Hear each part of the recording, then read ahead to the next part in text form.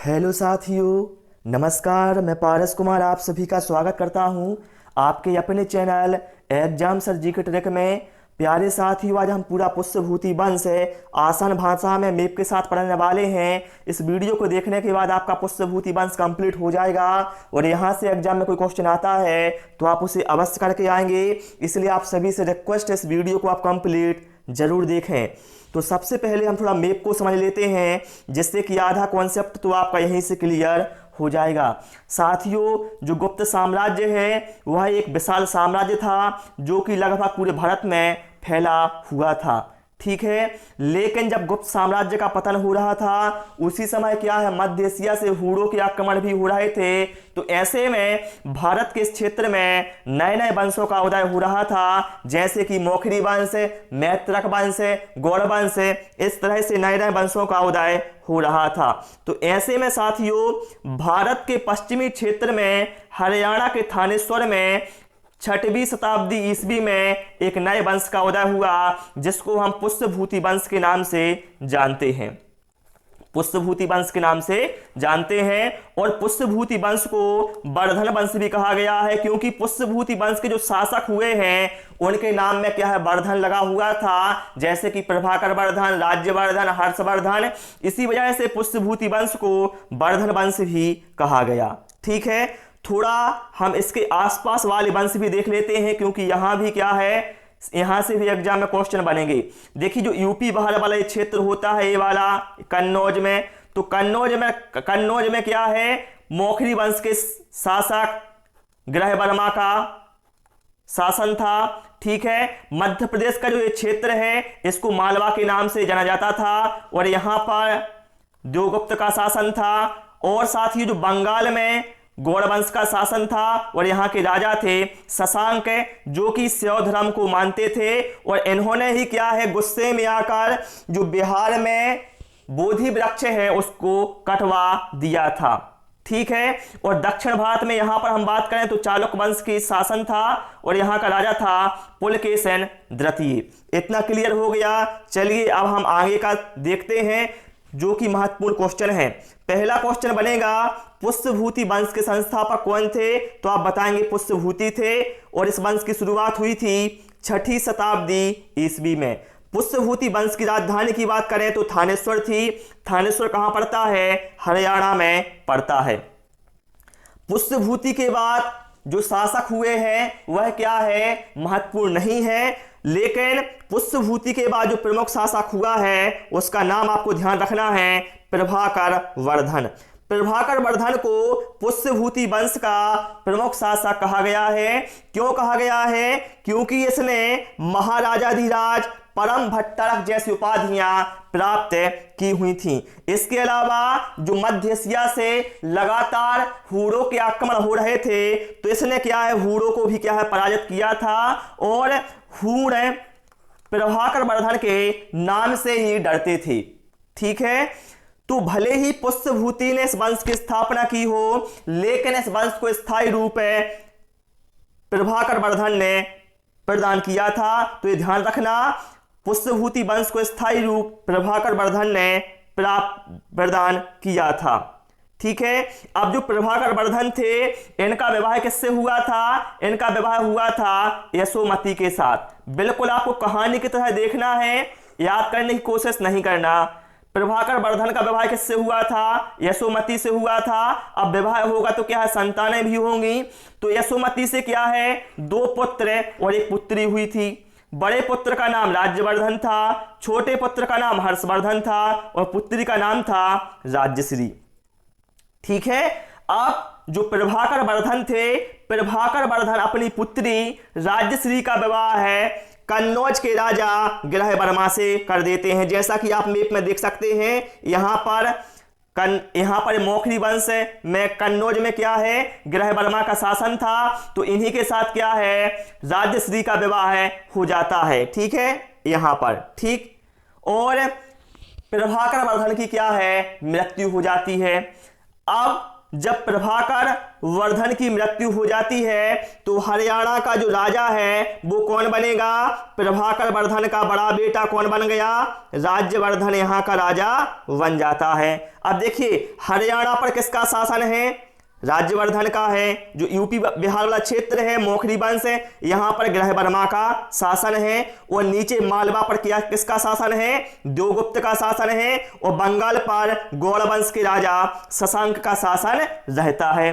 ठीक है, अब होता क्या है, विवाह तो हो गया राज्यश्री का ग्रह वर्मा के साथ है।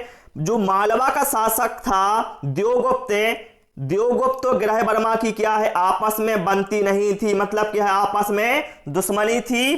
तो देवगुप्त क्या करता है, ग्रह वर्मा से युद्ध करता है और जो मालवा का शासक देवगुप्त होता है ये ग्रह वर्मा की हत्या कर देता है, मतलब राज्यश्री के पति की हत्या कर देता है और राज्यश्री को क्या है, कैद कर लेता है। ठीक है, इतना क्लियर हो गया। अब देखिए ग्रह वर्मा की क्या है, मृत्यु हो गई और राज्यश्री को क्या है इसने कैद कर लिया।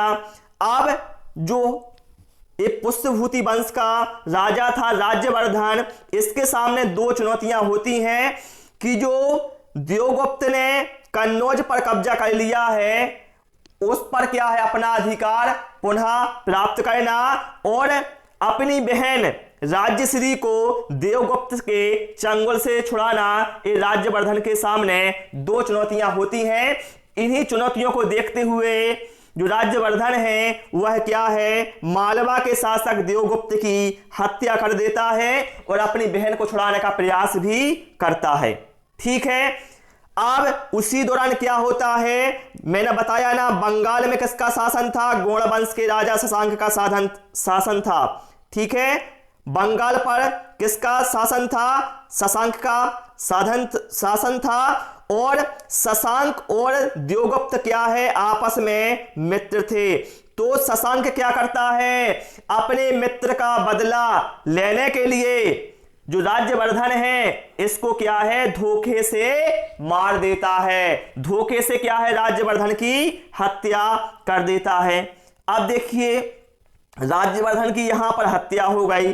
अब हरियाणा जो पुष्यभूति वंश है यहां का जो अगला राजा है वो कौन बनेगा, तो भैया अब बारी आती है हर्षवर्धन की, मतलब हर्षवर्धन क्या है अब ये राजा बन जाता है पुष्यभूति वंश का।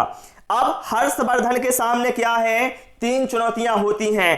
पहली चुनौती होती है कि अपने भाई के हत्यारे शशांक से बदला लेना। दूसरी होती है चुनौती कि जो कन्नौज पर शशांक ने कब्जा कर लिया है उस पर अपना कब्जा फिर से प्राप्त करना।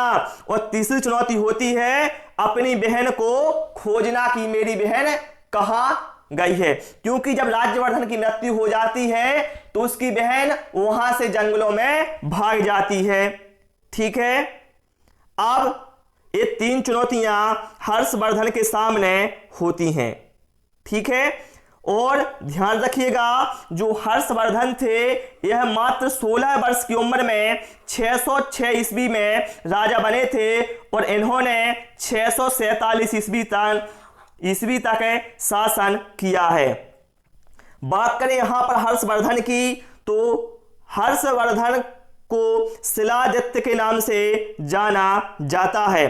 ठीक है, शिलादित्य के नाम से किसे जाना जाता है, हर्षवर्धन को।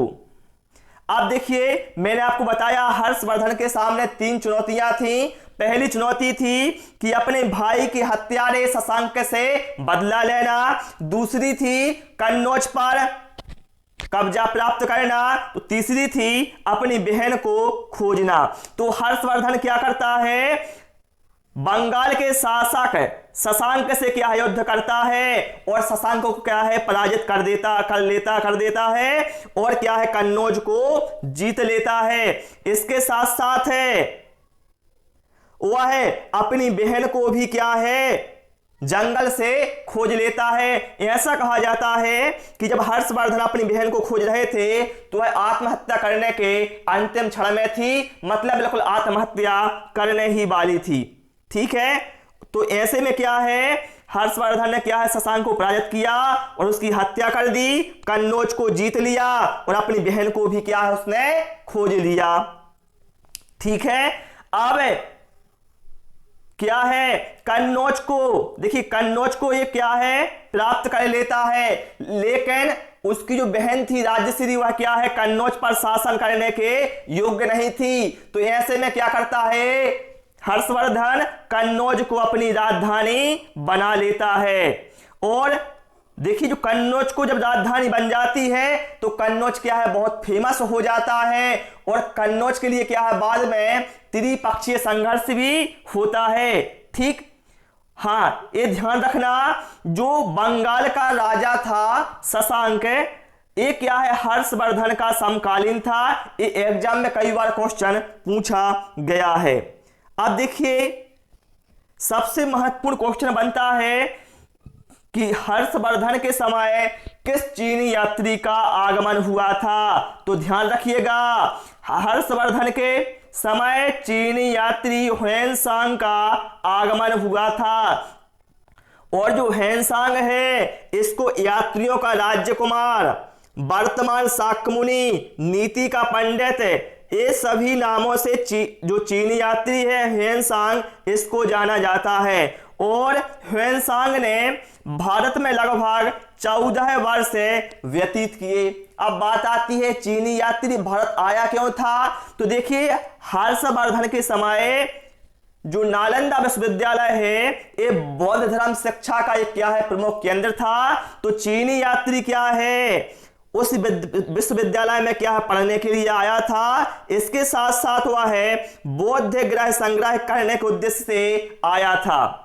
ठीक है, और जो हर्षवर्धन था वह क्या है, शैव धर्म को मानता था। लेकिन जब एक चीनी यात्री ह्वेनसांग आता है और क्या है, हर्षवर्धन उसके साथ जुड़ता है और हर्षवर्धन क्या है, चीनी यात्री से मिलने के बाद है बौद्ध धर्म की महायान शाखा को क्या है, राजाश्रय प्रदान कर क्या है, पूर्ण रूप से बौद्ध बन जाता है।